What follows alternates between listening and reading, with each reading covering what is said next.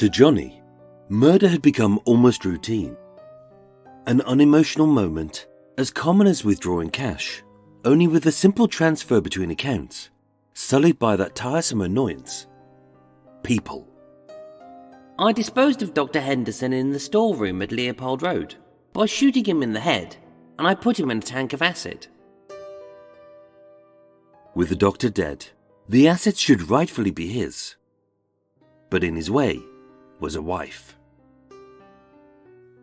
Rosalie Henderson was a feisty, angry neurotic. Doped upon sleeping pills, drowsy with drink, and bedbound in a Brighton hotel, who Johnny, a man her own brother had warned her against, would have to lure out on the flimsy excuse that her now dead husband, who she'd threatened to divorce, was sick. Driven at night, in a strange car, to an isolated yard, this paranoid lady, with a lifelong fear of the dark, would be led inside an odd little shed, illuminated by a single bulb, only to find no Archie.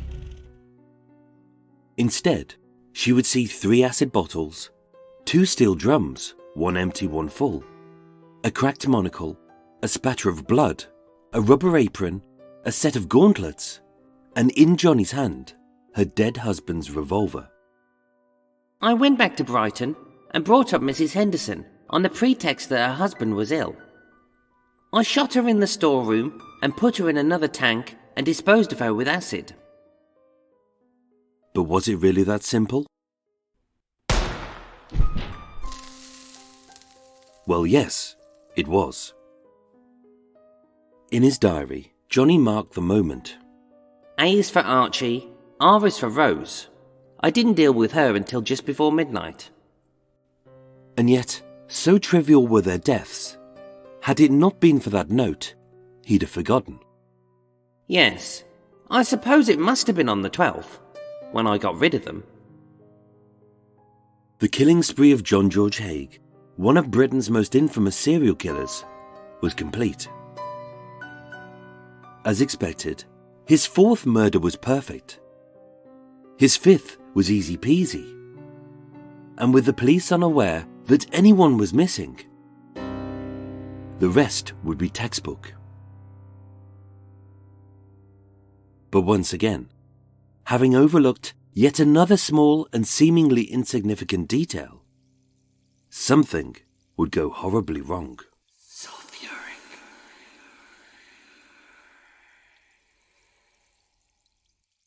The Hendersons were gone. And bit by bit, as Johnny picked it apart, so were their assets. In the case of Dr. Henderson, I removed his cigarette case and gold watch, and from his wife, her wedding and engagement rings. Before their bodies were reduced to a dark smouldering goo, Johnny pawned off a diamond and sapphire ring, a gold watch, a gold chain, a set of gold studs, a pewter tea set, and a silver cigarette case to Horace Bull, a jeweller in Horsham, for £292. Johnny gave a false name and address, and all of the pieces were either sold on, broken up, or smelted down. Having sidled up in a red Lagonda, which burst with boxes, golf bags, and suitcases, all monogrammed with a large flashy H, Johnny stashed the property of 2 old pals who have gone to South Africa into the garage of Thomas Davies, some of which, at their request, he would dip into and flog off. Being post-war, with money tight, essentials rationed, and the black market a bit of a grey area, the average bod didn't give 2 hoots where a case full of hooky goods came from. So with a nod, a wink, and no questions asked, unaware that they were destroying evidence, Thomas bought some golf clubs and glassware. Leonard and Gladys Bevan had 5 pairs of ladies' shoes and a lamb's wool coat. And Barbara Stevens, Alan's daughter and Johnny's sort of girlfriend, got first dibs on a green linen dress, a mustard-coloured blouse, and a nearly new bathing suit. And yes, some of it may have been a little scorched, but even Johnny's coat had acid burns on the cuffs, so beggars can't be choosers. Bits and bobs he stored in the garage to sell later. But all of the best stuff he kept for himself at the Onslow Court Hotel. Of course, it wasn't weird at all that he wore a dead man's suits, shirts, ties, cuffs, belts and collars. That he proudly pranced about his bedroom, all peacock-like, in the deceased's silk robe and slippers.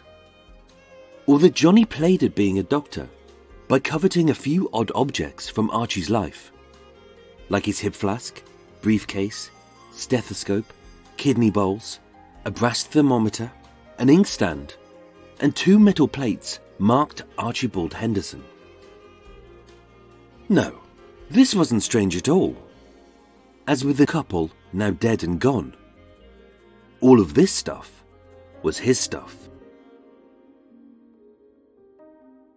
Okay, maybe Johnny was a tad careless to sell off his victim's stuff, to dress in his victim's clothes, to drive in his victim's car, to take his victim's dog, and to sign his victim's name on his victim's checks at his victim's bank. But as before, having laid a cunning subterfuge, Johnny had covered his tracks. 1 hour after her murder, having adopted a high-pitched voice, Johnny called the Metropole Hotel, and pretending to be Rosalie, he stated that the couple had unexpectedly gone away. And concerned for his well-being, he asked the night porter to feed and walk Pat, their elderly red setter. 4 days later, clutching a seemingly legal-looking letter, supposedly signed by the Hendersons, which gave this random stranger total authority to do as he pleased. I paid their hotel bill, collected their dog, and took their luggage to Dawes Road. With their account settled, the animal gone, the room vacated, and the luggage collected, the hotel had no reason to be concerned. Being fond of Pat, Johnny cared for the old dog in his hotel room, where he was loved, brushed, and fed on meat rations he had brought having queued up for hours at the butcher's. He even took the almost blind dog to an eye specialist. But with pets being against the hotel's rules, Pat was put into kennels. With the old ploy practically foolproof, as before, I kept the relatives quiet by sending letters purporting to come from the Hendersons, to Rosalie's brother Arnold and Archie's sister Ethel. Having stolen their passports, identity cards, driving licenses and marriage certificate, I acquired the forged deeds of transfer for 16 Dawes Road. This time with no spelling mistakes or dodgy signatures. And once again, he collected the rent in person, having introduced himself as the tenant's new landlord. Oh yes, the murders were a doddle, the subterfuge was a done deal, and soon it would be time for tea, toast and scrambled egg. Yum. I mean, it had all worked so well before, so why change a winning formula? Besides, with Ethel busy moving house in Jersey, and having swallowed a semi-believable story that Archie and Rosalie were moving to Durban, she wouldn't be aware that anything was amiss until a year later. As for the disposal, well, Johnny had got the knack now, and as the 5th person he had liquefied in less than 5 years, it was all very simple. So in just 48 hours, the Hendersons went from guts to gloop. Step 1. A single shot, at close range, blasted in the back of the head. Rosalie dropped like a sack of spuds. The walls muffled the noise, the dark disguised the killing, the fence hid the storeroom. Step 2. Stripped of stuff, rings, ID card, keys, cash. Hog-tied with twine as the limbs were still floppy, she was slid inside a 40-gallon drum and as a slight 8-stoner, easily propped upright. Note to self, find a phone box, call the Metropole Hotel. Hello, Rosalie here. Could you take Pat for a walkies? Then lock the door, lights off, home for a snooze and a hearty breakfast. Step 3. Apron on, gauntlets on, gas mask on, with the carboy still and the bucket be damned. Stirrup pump 30 gallons of sulphuric until the drums are 4/5 full. Windows open and lid on. Step 4. First 10 minutes. Acid turns black as hair, eyes and flesh are stripped. Next 30 minutes. Acid boils as it reacts with the blood and fat. Drum rattles a bit, then settles. Quick stir with a rod, then a cup of tea. After 3 hours, muscles, tendons and cartilage are gone, but the skeleton remains. Second note to self. Drums are 3 foot high. The McSwans and Rosalie were 5'8" maximum, but Archie was 6 foot. So with his left foot sticking out and not dissolved. Hello? White and Son? I'd like to order a 4th carboy of acid. An extra cost, a slight delay, but job done. Step 5. 2 days later, with the drums cooled, the gloop tepid, and a greasy yellow sludge on top with a black smoky soup beneath. Give it a quick stir.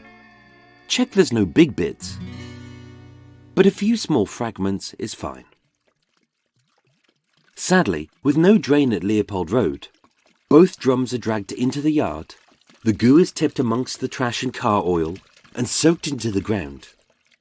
It's not ideal, but the gloop is gone. And as always, a quick clean-up followed.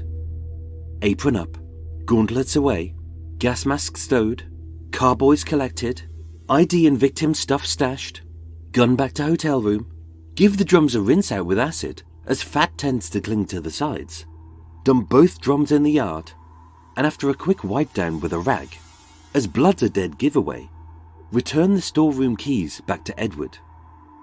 Easy peasy. A thorough murder investigation headed up by Detective Inspector Guy Mahon and Home Office pathologist Dr. Keith Simpson wouldn't be conducted until more than a year later, after Johnny's confession. But by then, very little of the McSwans or the Hendersons would be found. In the last half a decade, the basement at 79 Gloucester Road had changed hands several times, so in terms of cast iron proof, it was useless. Any personal items belonging to the 5 victims could have been legally acquired at any time, which Johnny certainly had the paperwork to prove. And as a full year had passed, any evidence relating to the Hendersons at Leopold Road was purely circumstantial. There would be no witnesses. Nobody on Leopold Road saw, heard or smelt anything strange coming from this engineer's workshop. Between Brighton and Crawley, nobody spotted Johnny with either of the Hendersons that day. And there would be no ballistics, no bullets, no holes, no casings, and although a firearms specialist recreated the shot, shielded by brick walls, it sounded just like a muffled pop. Being a dirty, oily storeroom, the investigators were unable to pull a single fingerprint from any surface. His cleanup was slapdash, but using a wet rag, he wiped away any trace of the Hendersons' blood. Of their personal possessions, the cracked monocle was proven to be Archie's, as well as the gas mask, the revolver, and the hat box marked with a monogrammed H, as well as his and his wife's IDs, licenses, marriage certificate, and passports, all of which were legally acquired, and none of which was a body. And although forensics found a beechwood rod with one end disintegrated, 2 rusted steel drums, a stained apron and gauntlets, and a series of zigzag marks in the soil as 2 heavy drums were dragged from the storeroom to an ominous pool of yellowy-green grease, this suggested that something had been dissolved in acid. But this wasn't unusual for an inventor who experimented in plastics. The police would find no hard evidence that the Hendersons were at number 2 Leopold Road. And as you can't fingerprint sludge, Johnny was right. Corpus delicti. With no body, there can be no crime. Sulphuric.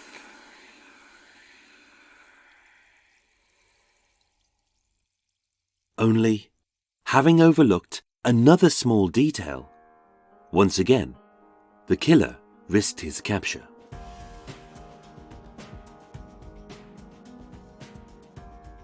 I found the Hendersons interesting and amusing.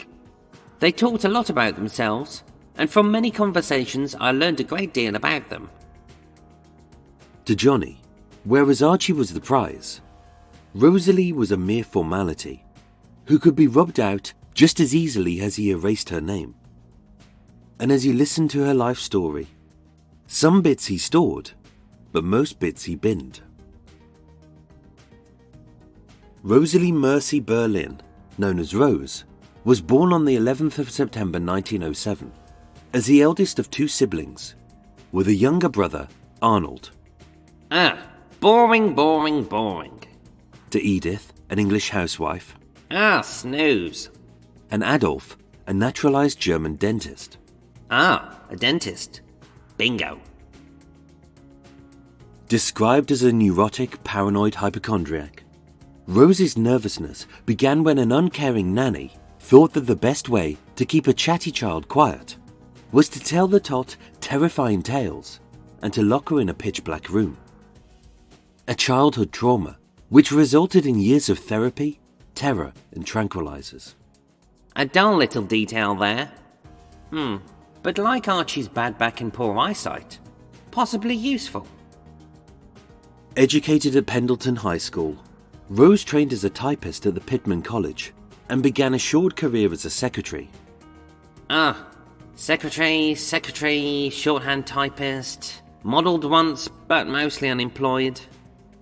So she's got no money, her dad's a financial risk, her mum's just a housewife, and her brother runs a crappy seaside hotel in Blackpool. So basically, they're all worth nothing. Damn it. Right, Rosalie. 37 years old, 5'7" and 8 stone. In short, sad, false and pointless. Typical. In 1931 she married Rudolf Ehren. An engineer, an inventor, and founder of the Ehren Motor Company. Start of the war, he's suspected of being a Nazi, arrested, interred, divorced, and later deported back to Germany. Shame. Meanwhile, Rudolph and Rosalie live opposite Archie and Dorothy, which we know. Archie and Rosalie have an affair, which we know. Rosalie taunts Dorothy with this knowledge, which we didn't know. Nasty bitch. Archie gets Rosalie pregnant. Illegally aborts the baby. In Dorothy's sitting room. Dorothy leaves Archie, and 3 days later she dies suspiciously. Maybe I should consider blackmail. This follows 8 years of lies, drink, affairs, blah-de-blah-de-blah, and hemorrhaging cash. Don't I know the feeling. The Hendersons sell off their very expensive and tastefully decorated 20-bedroomed house at 22 Ladbroke Square, which is where they met me. The rest, we know. Only he didn't. Johnny only cared about one thing: money. As for people, his only concern was what they were worth. So anyone whose money wasn't worth stealing, he disregarded as irrelevant. A big mistake he had made once before with the McSwans, and now with Rose Henderson.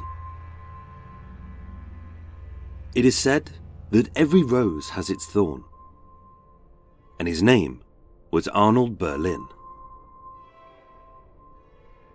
On the 3rd of September 1947, being broke and keen to weasel his way into the life of a man that he thought was a wealthy mark, I met the Hendersons by answering an advertisement offering the sale of 22 Ladbroke Square.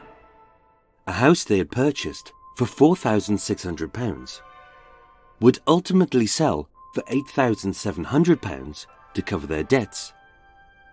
And yet, much to the befuddlement of Rose's younger brother, Johnny declared, "Oh, that's too cheap. But if you'll accept £10,500, that's a deal."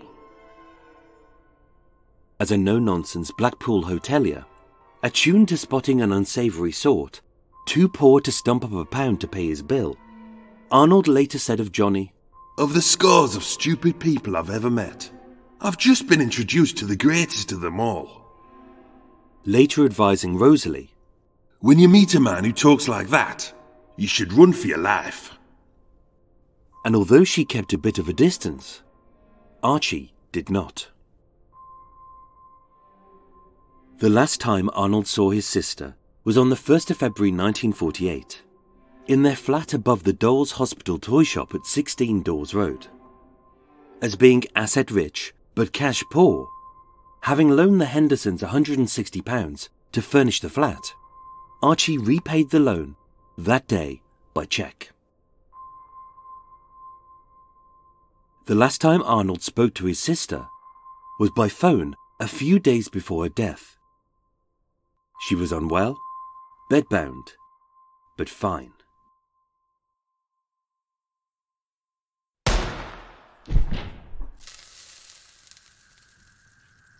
I kept the relatives quiet by sending letters purporting to come from the Hendersons.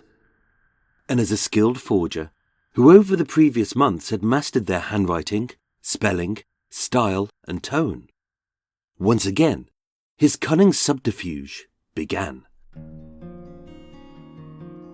On Saturday the 14th of February, on headed paper, swiped from the Metropole Hotel, Johnny penned a letter from Archie to Daisy Rowntree, manageress of the Dole's Hospital toy shop. It read, "Dear Daisy, Mrs. Henderson and I are going away for 2 or 3 months. First to Scotland and later abroad. In my absence, Mr. Haigh will look after my affairs. I am closing the shop. Mr. Haigh will keep you for a few days to enable him to take stock. Mrs. Henderson and I send you kind regards and hope to see you again when we return. Yours sincerely, Archibald Henderson." Received on Tuesday the 17th, Daisy was shocked. As in short, she had been sacked. No thank you, no warning, no reason, and no goodbye. Just gone. An uncharacteristically callous dismissal from a man she liked. That same day, Arnold dropped in, as the cheque had bounced. Shocked at Daisy's distress, and the fact that his sister's affairs were being handled by a stranger, he told Daisy to "Do nothing till I speak to them." Unable to contact the Hendersons, he traced Johnny to the Onslow Court Hotel. "Here, Haigh, what's all this about then?" Caught off guard by the nosy northern blighter, Johnny reassured this nobody that he had nothing to be concerned about. The Hendersons merely owed him a rather sizable debt, and he had the paperwork to prove it, don't you know. But being immune to Johnny's charms, and seeing this little louse as "A bit too smooth," Arnold was suspicious. It was odd. Usually Johnny's letters worked like a treat. But then again, the reclusive McSwans weren't the recalcitrant Arnold Berlin. So if he wanted proof, he would get proof. In the form of a forged contract from Archie to Johnny, backdated 8 days before their deaths, and signed by the dead. To J.G. Haigh, I acknowledge receipt of £2,500 on part loan for 3 months. For repayment, I hereby assign to you the stock at 16 Dawes Road, a standard saloon, a lacquered bedroom suite, and other items on inventory to come. This leaves a value of £1,500 outstanding, and should I require the loan after the 3rd of May 1948, I will assign to you the freehold of 16 Dawes Road. Signed, Archibald Henderson, witnessed by Rose Henderson. Would Arnold buy this ploy? He didn't know. So as a second layer of lies to bed in his bullshit, Johnny penned a letter from Rose to himself, dotting it with hints as to why they had unexpectedly departed. Written on Metropole Hotel notepaper, with Brighton crossed out and Edinburgh scrawled underneath. The letter read, My dear Mr. Haigh, just to let you know that we are all right, as you must be wondering when you are going to hear from us. Archie is quite different now, and you won't believe it, he is laying off the bottle. He has at last come to his senses and realises that I could not carry on as we were doing. We are going to Aberdeen tomorrow for a day or two, and shall be calling at my brother Arnold's on the way back. Archie won't get in touch with him because he sent him a bad cheque. It was good of you to help him. I do appreciate it, and I hope you are having luck with the stock at Dawes Road. I shall look forward to seeing you again before we go to South Africa. I hope Pat is not giving you any trouble. Please give my kind regards to Daisy. Yours sincerely, R. Henderson. not subtle, but effective. Sadly, as Pat's blindness was incurable, being placed in kennels, although he was genuinely concerned about the dog's welfare, it resulted in the only 2 occasions where anyone recalled Johnny becoming upset. Once when Pat was put to sleep, and later when a tabloid falsely accused him of animal cruelty. But Johnny's soft and sensitive side didn't cut the mustard with Arnold. On Monday the 23rd of February 1948, determined to get to the bottom of this, Arnold asked to meet Johnny at 16 Dawes Road, in the sitting room of which he spotted the Henderson suitcases and passports. Fearing his ruse had been rumbled, Johnny spun a semi-believable story about drink and debts. He locked the flat, and unsure if he had pacified Arnold, he fired off another letter, this time from Rose. Typed, signed, and dated Friday the 27th of February, with a Birmingham postmark, it read, My dear Arnold, we've never had such a long silence. You must wonder what happened.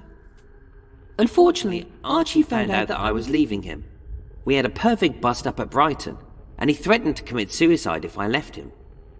Followed by some family bump from Bluster, of which, I thought we might come along and see you this weekend. But we must keep on the move for a while yet, probably 3 or more weeks. We are keeping away from Archie's usual haunts. Archie is as good as gold, and is seldom drinking. I only hope Johnny Haigh is doing all right, because he's been a real brick to me during the last few months. Hope you are well. Don't worry. Give my love to Mummy. Rose. did it work? Did it not work? Johnny didn't know. So just to be sure, he fired off a few postcards. 27th of February, Birmingham. Archie to Arnold and Johnny. I am doing very well. That is, Roses, and we shall be returning at the end of March. Archie. Which made sense, as Archie was a man of few words. 5th of March, Rugby postmark. Rose to Daisy. I hope you are all right and getting on well with Mr. Haigh. We are very well and having a busy time. See you at the end of March. Kind regards, Rose. 5th of March, Rugby. Rose to Arnold. Hope my letter puts your mind at rest. I expect the details would amuse you at least. Archie's still very good, and the Brighton episode was a blessing in disguise. Love to Mumsy and all. Shall see you on the way back. Rose. Only this time, Johnny had misspelt Mumsy. And again, 5th of March, Rugby. In a postcard written by Johnny as Rose and sent to himself. To let you know that we are all still well and very busy. Hope you are all right. Kind regards, Rose.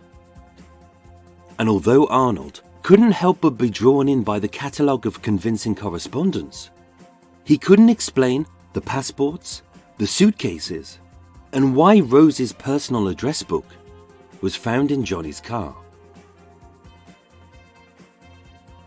On Friday the 19th of March, having not spoken to Rose in person for more than a month, Arnold contacted a friend at the Stockport police, who agreed to look into the possible disappearance of the Hendersons. Alarmed at this news and panicked, the very next day Arnold received a telegram. It simply read, Going to Scotland tonight. Contact you Tuesday or Wednesday. Rose. It was short, but as a stalling tactic, it gave Johnny time. As 2 days later, 3 letters arrived at 3 different addresses. 21st of March, Glasgow. Rose to Arnold and Mumsy. This time spelt correctly. This is very confidential, so you'll have to discuss its main points with Mr. Haigh and McNab Taylor, a firm of solicitors Johnny had appointed. I write to you in a hurry because our boat to South Africa leaves on Tuesday. And in a 15-page letter, in which he hammered home the need for everyone to lay low and to stay stum, the key points were there. Write to us courtesy of the General Post Office in Durban until we know our new address. Letters of which would sit for months, gathering dust in a box. Archie has made over the property to Haigh and sent it to McNab Taylor for completion. Meaning Johnny owned 16 Dawes Road. And all the while, reassuring what remained of Rose's family. I hope he won't feel too sore, but it's the only thing we could do if Archie wasn't to go bankrupt. I don't want you to worry about me. With my very warmest love to you all, yours, Rose. That day, a second letter was sent to McNab Taylor, the solicitors, and a third was sent from Rose to himself, thanking Johnny. I'm glad to say we've done it, with many thanks to your assistance, which other friends seem to have lacked the courage to do. Yours very sincerely, Rose Henderson. And before Arnold could even reply, legally, the Hendersons' assets were stripped, Johnny was back in the black, Arnold was none the wiser, and there was nothing anyone could do or prove. And as Arnold's detective friend in the Stockport police found nothing suspicious, the Hendersons were never reported missing.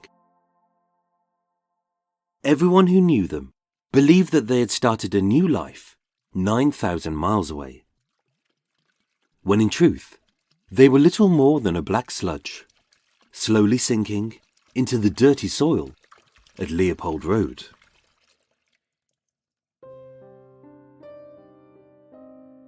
To little Johnny Haigh, murder had become routine.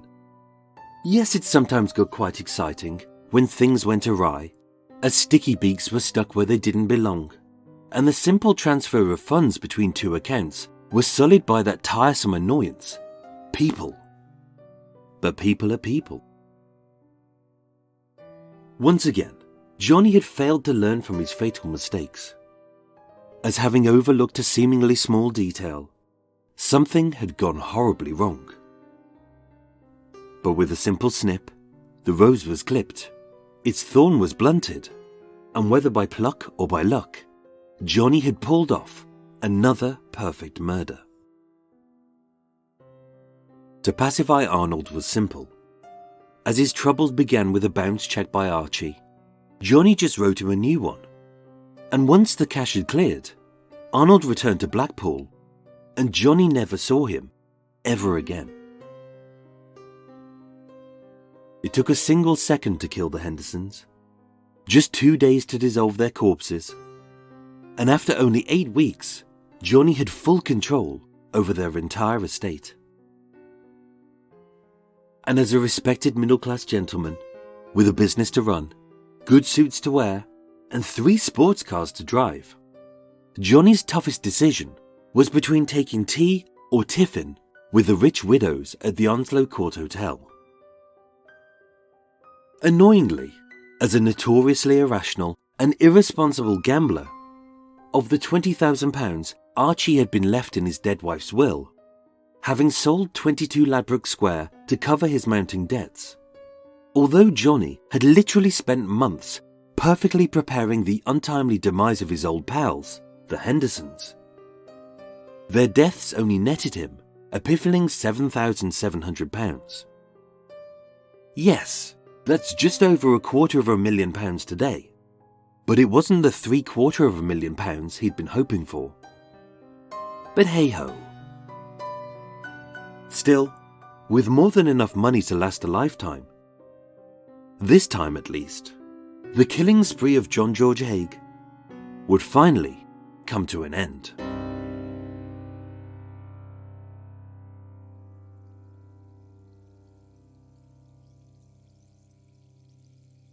Or would it? Sulphuric.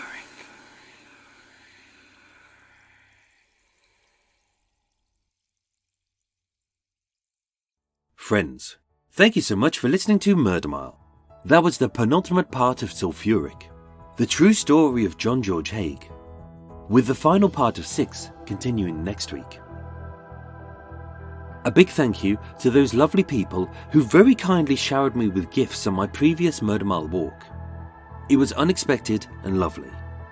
They were Emma Thorpe, Johnny Rex, Jessica from the Asian Madness podcast, and the lady with the large black suitcase who very kindly gave me some yummy spiced Christmas biscuits.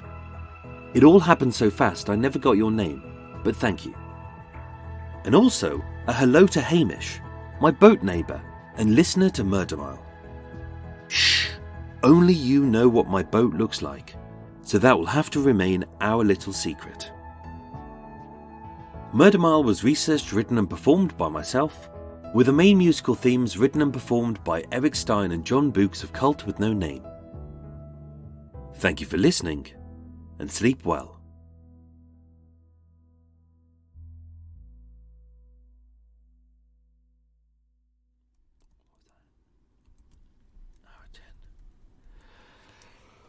Oh, dear Lord. Oh, stretch and yawn, stretch. Oh.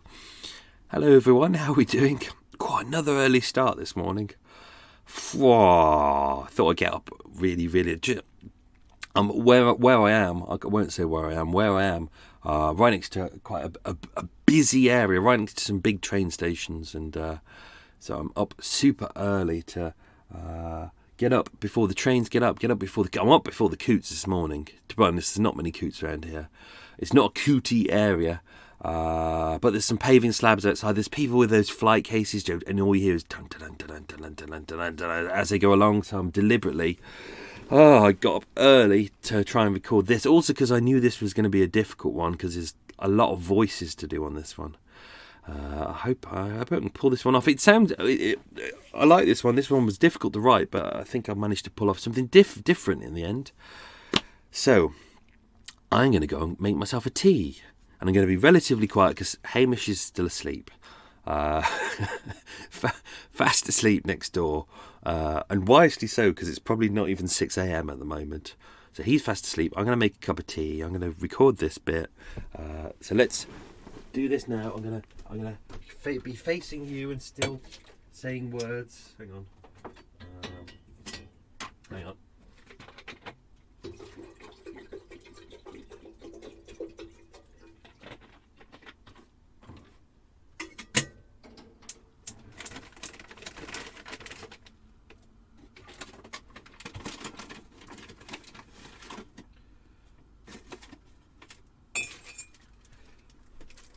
Could have done my usual shouting across the boat while I was making a cup of tea, but because when you have two boats side by side like this, you can hear every single sound. So I always try and be really cautious, being careful when you're moored up next to someone. Try and make sure you don't make too much noise because you can literally hear everything. About a year ago, there was a couple having some coupley fun next door to me, which was very pleasant. So yeah, you have to be really careful. So cup of tea on the go, which is nice bit of Tetley, a bit of sugar, and yes, I'm having me a cake. Went to Sainsbury's, bought a Bakewell slice. They're only little, 229 calories per slice. I can burn that off today. That's not a problem at all. I'm trying to allow some cakes and things back into my diet now, which is weird though. When I do try and get entirely off the diet, my body goes, no, go back to the old ways. So I'm still eating healthily for my main meal, and fruit for breakfast, fish sticks for lunch. I do quite like fish sticks. And I watched a documentary on the making of fish sticks recently. It's a program called Food Unplanned, where they look in the processes of all foods, and quite often there's some horrifying things. Like they were saying about, shrimps. You get large shrimps, and in order to have large shrimps, to get them to fertilize multiple times, what they do is they get the female shrimp and they rip out one of its eyes, because behind the eye is a gland that stimulates, and it's horrible. And it's like you see all the big female shrimps swimming around in this pen. They're having a great time, and then the next pen they're all kind of lank and not doing anything. The lady with the report was there. She's going to say, why are they all like this? Why are they go from really? She knew the answer, but she wanted them to say it, and they were like, well, you can't film this bit. And it's like, so you ripped out its eye, and it's in there now because it's half blind and it's in pain. Anyway, they did an investigation into fish sticks. Those are I think some people call them crab sticks. And I was like, oh, please don't tell me that there's something horrible in it, but it isn't. It's like, it was just decent parts of a fish, mashed up a bit, reconstituted with a kind of a turmeric coating on the outside to make it look like crab, but there's nothing bad in it, and in fact it's full of lots of goodness in there, and it's really good for you as well, so thank God. So that's part of my diet, and then leeks and garlic mostly in the evenings, and fish and all that. So I think I'm allowed a little bit of cake every so often. That's good. Doing a boat move today. I'm heading more west, so a couple of boats around us. So Hamish is going to help me move at about 9 o'clock, and then I'm going to be up and away, which is why I'm up recording early, and then I could do the editing the rest of today and then Saturday, and hopefully get it online. And even though I did say to some of my Patreon listeners that I will be a bit late with these episodes, I'm still on time so far. I think the final episode, next week's episode, might be late because I've got to get to Scotland and other things are going on, but I'm going to try my best to keep that on time. Anyway, I got I have my notes in front of me, and my note here says election morning. This is the morning after the election. Eek, haven't checked results. My plan was to check the results at the end of Extra Mile, but I checked it this morning when I woke up. Yeah. Okay. The UK has been put back in the word fucked. That's all I'm going to say. Americans, when you do take the NHS away from us, when Boris sells it off to Trump and you take our NHS away, please can we have it back once in a blue moon? That'd be nice. Don't destroy it. Oh, God, life is going to be bad. Anyway, that's all I'm going to say about politics. Fuck it. I've got a cake to eat. That's more important. I don't really look at the news anyway. What I've worked out is very little of it is important, and there's nothing you can really do about most stuff anyway, is there? Really, do you know? Unless you're a big powerhouse, unless you've got a lot of money, then you have influence. But if you haven't got money, you really can't do a lot. So what really can we do? We can protest a bit, but do we ever get listened to? Did we get listened to when there was the protest about the war in Iraq? It still happened. Both wars still happened. So let's just hope the NHS doesn't get totally demolished. Oh. Oops, pop that in there. Cup of tea. Right. Good. Ooh.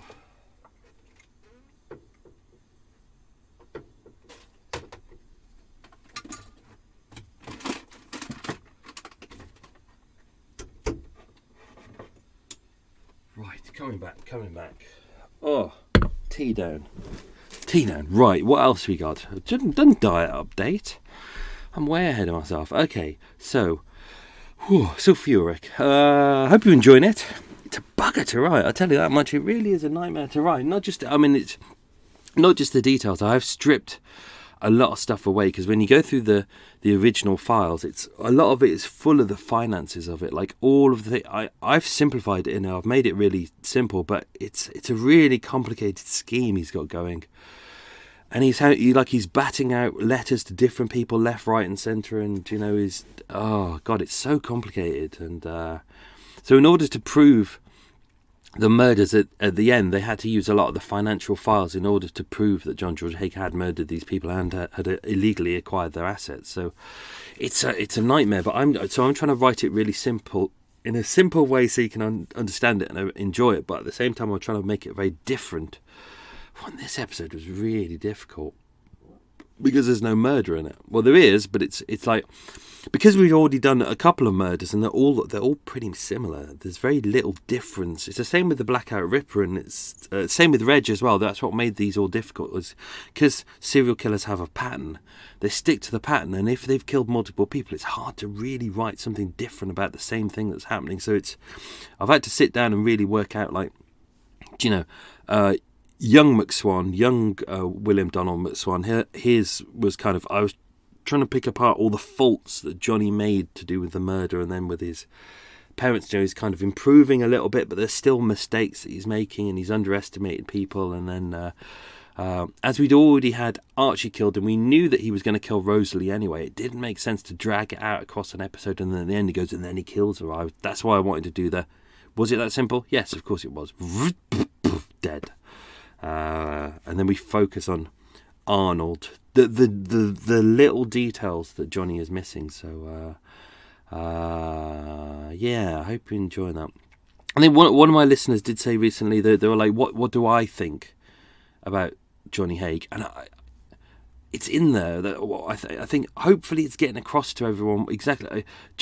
I'm not one of these people who's going to sit there and go, this is what I think about him, because it's all in the story. Everything is there. But if you haven't got it yet, I hope you have. But if you haven't got it yet, how do I feel about Johnny? Johnny is a very arrogant man. As I've said many times, he believes that he's superior. He believes that his plan is perfect and that it's flawless, but it isn't. He makes multiple mistakes, but he just doesn't see his own mistakes. He doesn't see his own arrogance. I think that's it. That's everything is in there. I don't think I can make it any clearer than that.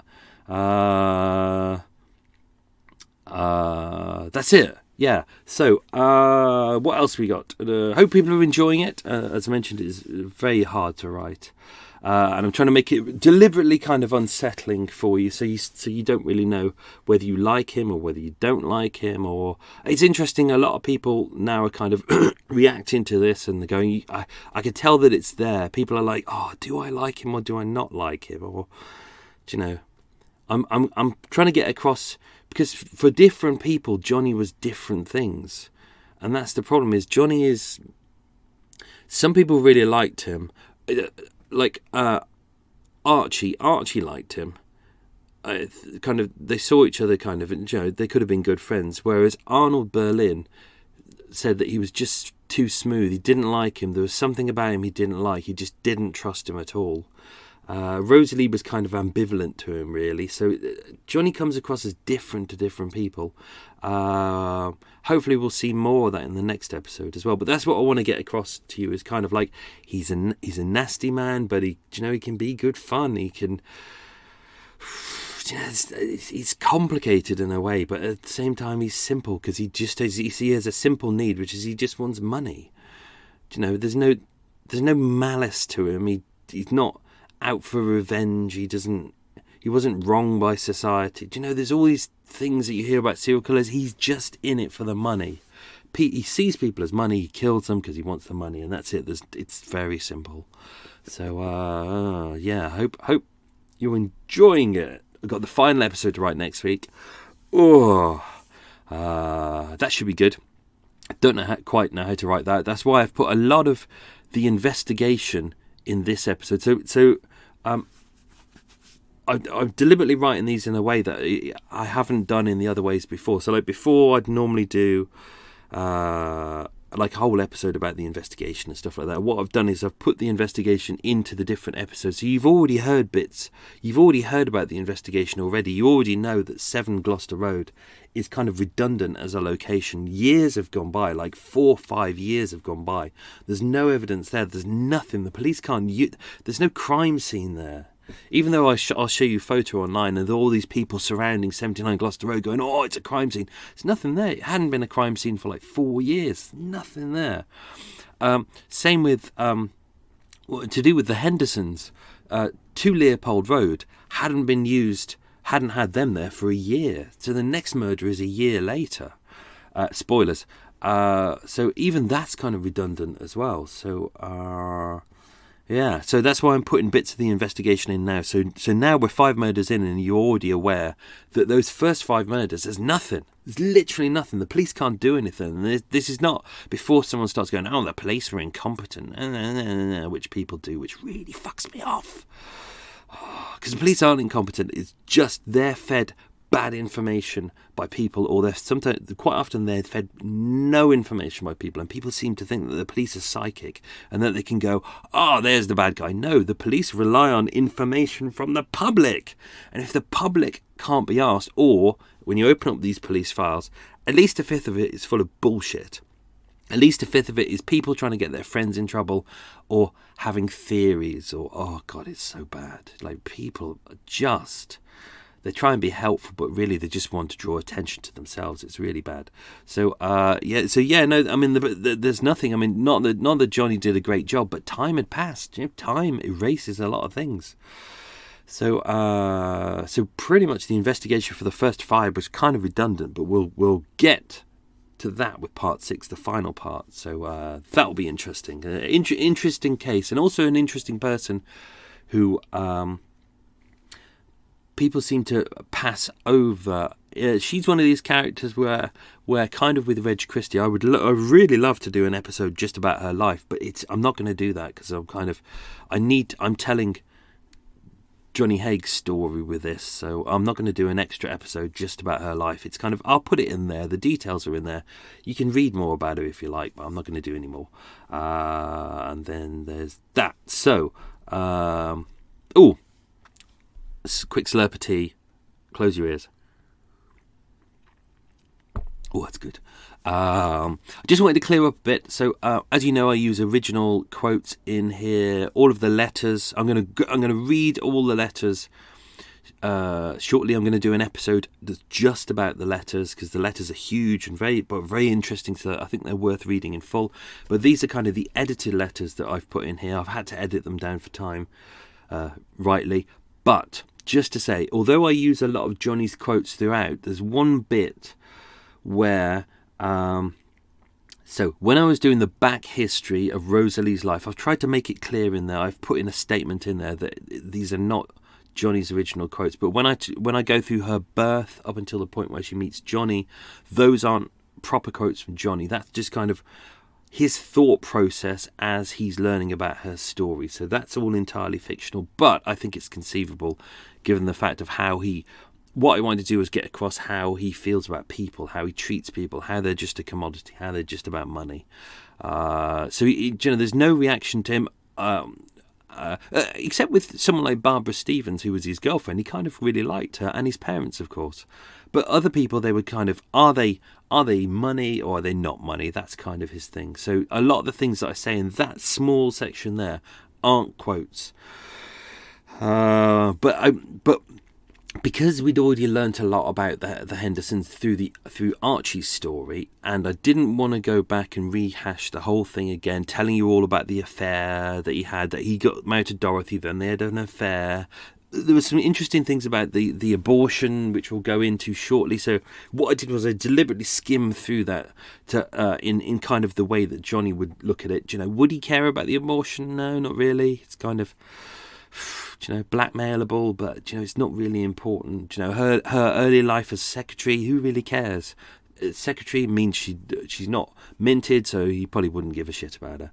So that's what I wanted to get across. So that was really just about telling you a bit of information, but without boring you to death about just these details which aren't important. But I can do that here. So, time of Rosalie's death, she was 41 years old, born, as mentioned, September 1907 in Manchester. Father was of Russian origin, but was German. His name was Dr. Adolf Lionel Berlin, PhD. Her mother was Elizabeth, originally known as Forrest. He was meant to be a dentist, although there's no real proof of that. What else have we got? She went to Pendleton High School up until the age of 15. She had additional education. She went to Pitman College, which is the typing college. She had no criminal record. She was secretary at Imperial Hosiery on Tottenham Court Road, on a secretary of £5 a week, and she left for an advancement. Then she was secretary to the vice president of Blythe MC at the Equitable Building in New York. And then she came back and she left to get married.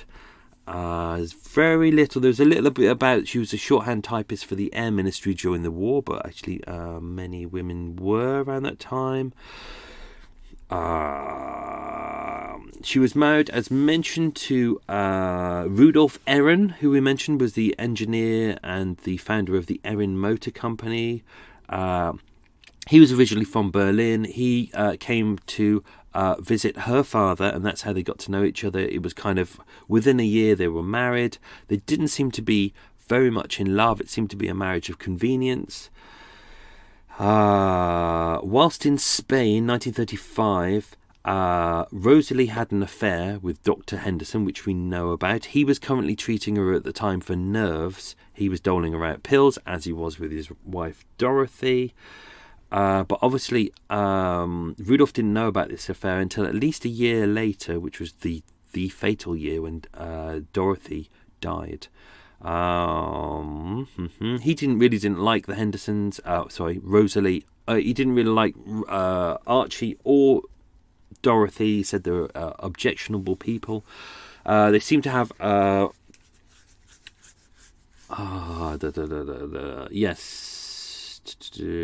sorry, just skim reading my notes because there's some bit obviously for next week. There's some bits that I might want to use next week. They claim to be happy. God, where is the bit about that? Okay, it's my notes are slightly out of order, so there we go. Okay, affair, right. Dr. Henderson and Mrs. Ahrens, she was Mrs. Ahrens at that point, so it was Rosalie Ahrens, she would become Rosalie Henderson, was having an affair. She was described as a nervous lady, a hypochondriac. She would openly, Archie would openly take phone calls from Rosalie in his flat at 3 Grenfell Place in front of his bedbound wife Dorothy at the time, which was really kind of winding her up and making her even more ill, which a lot of people said was absolutely ridiculous because Dorothy held the purse strings. She was the rich one. Archie had nothing. But that's why I kind of get across the idea that he was as cocky and arrogant and kind of as he had that nasty side in the same way that Johnny does as well. But when the affair was happening, even though they were neighbours as well, Rosalie would call up Dorothy, taunting her, saying, "Why don't you let your husband go? He doesn't want to be with you." Kind of being quite nasty, even though Dorothy's health is getting worse and worse. She's getting more stressed. She's drinking. As mentioned, she moved out of the apartment, and then on the 22nd of April 1937, wasn't it 36? I thought it was. She died. Dorothy would drink large quantities of whiskey and gin. She was taken to a rehabilitation centre previously, but it didn't seem to work. Dr. Henderson would apparently ply her with lots of alcohol to shut her up, and then would give her lots of sedatives as well. This is something that he would do with Rosalie as well. At the end of February 1937, or it could have been at the beginning of March 1937, Dr. Henderson performed an illegal abortion on Rosalie. It was described as the soapbox treatment. If you've read about that before, you'll know more about that, but it's a very unpleasant method using very caustic soap to kind of flush out the fetus. He was the father of the baby. It's unclear exactly where the abortion takes place. There's various accounts for it. One says that he asked Helen Melling, who was the owner of number 3 Grenfell Place, where they lived, if they could have a private room. He said he had a private patient, and they had the abortion there. But other accounts say that the abortion happened in his front room in the flat that he was living in with Dorothy. I think it's more likely that he asked for a private room. But although in terms of tabloid details, it's better to say it was in the front room.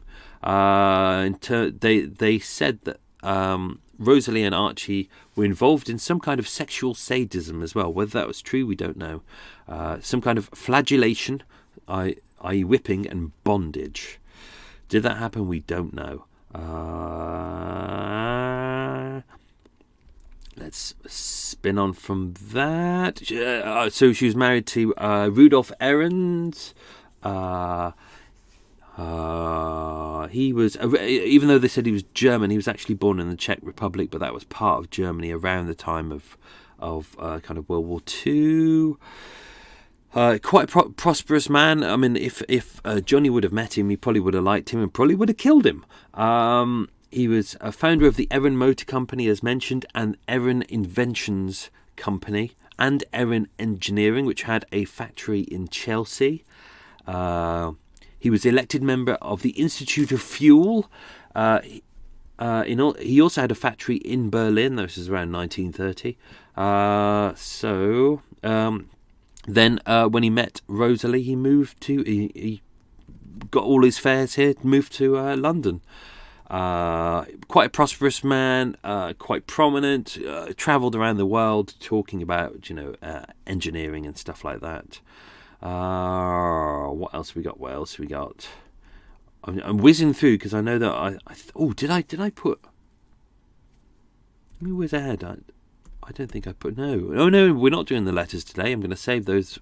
I thought I was doing all the letters today, but I've remembered that we're saving the letters for the extra episode that I'm going to put out between Christmas and New Year. Probably I'll record one then and put that out. So when you're listening to the omnibus edition, then you can enjoy that. And that'll be the letters in full, but we won't do those today. So 1936. Obviously. Archie, when he married Dorothy, his very wealthy wife, he stopped being a doctor because he didn't have to, and he became a bit of a louche and started drinking and having parties and all that.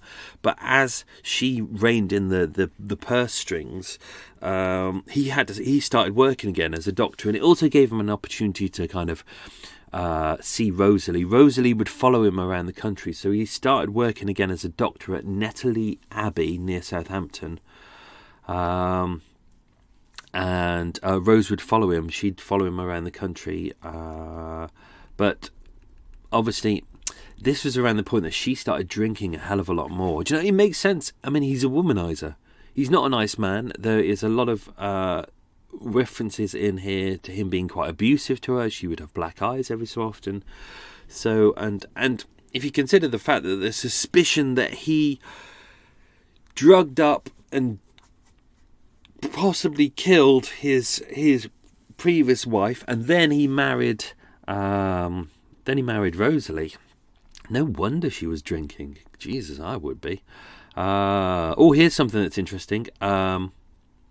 So, after the murder of Dorothy, Archie's first wife, Rosalie wanted a divorce from Rudolf Ahrens, her husband, but he wouldn't allow it because obviously he was a man of money and he didn't want to lose half of his empire, because he had an engineering empire, and he didn't want to have to lose half of it just because she decided that she was going to have an affair, so he wouldn't allow it.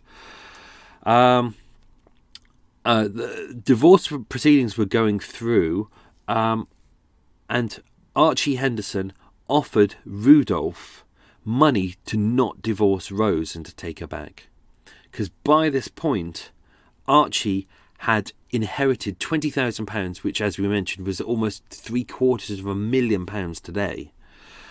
He'd inherited that off his dead wife. That was her entire estate. None of it went to the rest of her family. It all went to him. And although it's not really said, he's kind of uncertain around that point.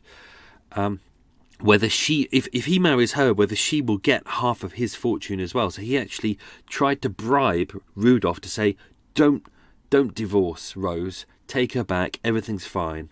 So did Archie really want to marry Rosalie? Probably not. Probably not. What else we got? August 1939, Rudolph applied for British naturalisation, but owing to the outbreak of World War II, and him technically being German, he was actually Czech, this was denied. He was interred in a prisoner of war camp, sent to Canada, and then in 1945 he was returned to Germany. He was suspected of being a spy. The only real evidence that he was suspected of being a spy was because he was German and because he worked in engineering. And that really is it. But it was World War II. There was a lot of sensitivity. What else we got? There's some things I put into this script and some things I deliberately took out. So I'm trying to remember what was actually in there. Archie got engaged to Rosalie using a blue sapphire engagement ring with diamonds on both sides.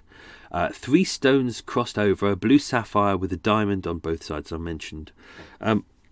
What wasn't mentioned is that this was the former ring of his former dead wife. So he didn't even bother to buy a new engagement ring. He was just like, yeah, I'll just use me dead wife's old ring and I'll give it to me new wife. Lovely. I bet that she must have loved wearing that. It said that Rose was incredibly highly strung. Dr. Henderson gave her a lot of sleeping pills to keep her subdued, exactly the same as his previous wife, Dorothy. But they always put on a show in public of being happily married, although it was very clear that they were very jealous of each other. Always seemed to be drinking rather heavily. Both seemed to have had lots of affairs. So around the time gearing up to the murder, obviously Dorothy she'd spent a good couple of months bedbound. She wasn't entirely 100% bedbound, but from November until the February when she died, she was almost exclusively bedbound, which is why they went to Brighton to get some fresh sea air. Lovely. I might do that in January. I might go to Brighton. I was going to do this. I was going to go to Brighton to visit some sites for this podcast, but I only made it as far as Crawley, which is lovely, very nice. But I didn't go to Brighton, and also I didn't feel you kind of needed to go all the way to Brighton just to shoot where the Metropole Hotel is, because it's not really that massively important. So I didn't do that, but I might do that in January. I might take myself off when I've got some time off. Lovely. As mentioned, they had a red setter called Pat. This was formerly Dorothy's dog. So as you remember in the story, Dorothy used to cuddle up with a little red setter puppy called Pat. That was when they first got married. Obviously, by the time of the murder of Rosalie and Archie, Pat was pretty old by that point. He was no longer a puppy, he was an old dog. He was almost practically blind. They said he was night blind, but he was almost entirely blind in the daytime as well. We already mentioned about service revolver and gas mask. That was at 16 Dawes Road, so that came in from the last episode. That's what makes these episodes difficult to write, is, this is only a 6-parter, but I'm having to keep tabs on everything, where everything is at different points, and where the drums are. How many bloody drums have we gone through? If he would have kept the first drum and just used that would be fine, but he didn't. It's like the amount of times, like when he murders the Hendersons, and not the Hendersons, the McSwans, and then he has the drums delivered to Alan Stevens, and you think, okay, well, he's keeping them for next time just in case. And then it was only when I was going through my notes again, I went, hang on, these are why did he go to a lumber yard or a builder's yard and trade an ounce of tobacco for a drum there? What's going on? Then it's like, oh, they're missing. It's like the details here are so sketchy. It's hard to really stay on top of everything. Oh dear. So even the guests at 22 Ladbroke Square, which was the guest house that they owned in Holland Park, they bought it as a guest house that they thought it might be a good kind of financial concern for them. It didn't work out too well because they're not really good. The Hendersons were good at kind of entertaining people, but they weren't good at looking after properties. Some of the guests that lived there said that Rose would often have a black eye. She stayed in her room for days on end, and that her husband often gave her a thrashing, having come home drunk. Not a nice man. Not a nice man at all. Hence, she would quite often have affairs, and she would go... I haven't mentioned this, but she would quite often go away on holidays together with and without her husband. So their relationship was quite up and down. What have we got?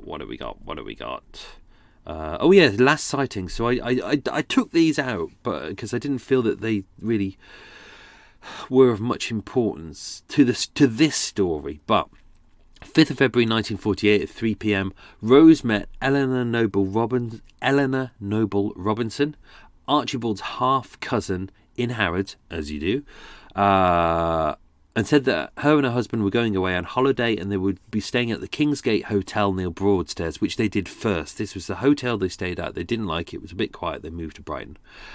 Monday the 9th of February 1948, Rose called Eleanor...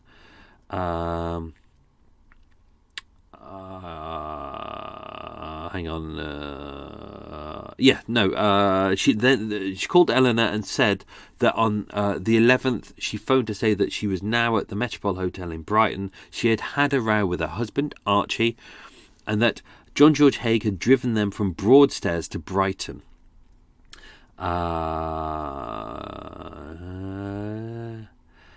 Eleanor said Rose called again on Friday the 13th, which is not possible because that's the day after they were murdered, but sometimes people get their dates wrong, and said she was coming to London on Monday the 16th, so she was returning that day. But Eleanor did not hear anything until the 23rd of March 1948, so that's a couple of weeks later, when she received a postcard from Rose marked Glasgow. I wonder who that could be. Saying that she was moving to Durban in South Africa. I wonder who that could be. The writing appeared to be Rose's. So obviously this was a handwritten card. Mrs. Audrey Faye Appleby.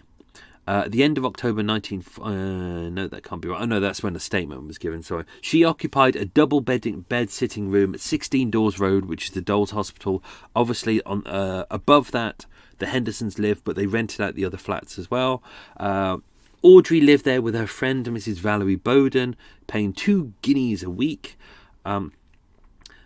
Rose called every Saturday for the rent. I'll be showing some pictures of that online. There's some. I've got the last entries of Rose collecting the rent. No, she said that when Rose previously went to Brussels with Archie, she had Audrey pay in advance, and Rose was very good at informing the tenants when she would be away and how long for. She was. Quite good at that. Early February 1948, Dr. Henderson, was it Archie and Rose came, that's when they started living at 16 Dawes Road. They didn't like it. They weren't there that long. They had the first floor room over the shop. They only actually lived there for a week before they were murdered. And then they went away to the Kingsgate. Well, where was this bit? There was... what have I done with it? I've gone away with a really... and that's the last details I put in. That's really annoying. I had some details in there before about how later on, how Johnny would kind of turn up and he'd be like, I'm the new owner of the house now. I'm the new tenant. Here's a piece of paper that says I'm the new tenant. And quite a few of the tenants who were there were like, this doesn't make sense. Do you know? They were like, no, we're not going to give you any rent until either Archie or Rosie turns up, even though like Johnny was waving a piece of paper in front of them and going, look, I'm your new landlord, la la la la la la la. They didn't accept it. It was only after a couple of months that they were like, okay, well this must be happening. Do you know when Johnny became the de facto owner of 16 Doors Road.